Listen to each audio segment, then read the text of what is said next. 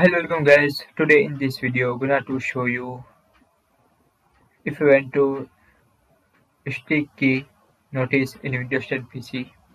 So very easy. Firstly click on Start and tap here stick key notice.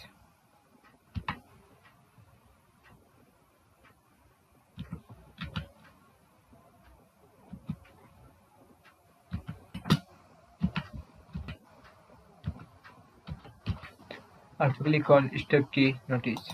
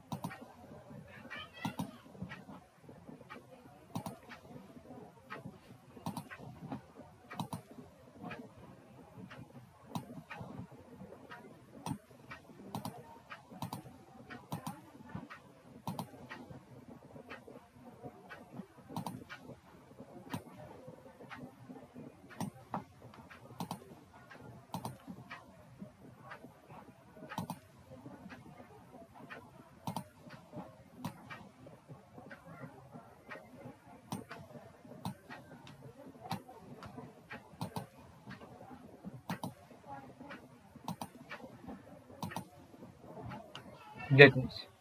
So guys, this is very simple and easy method stick key in Windows 10 PC.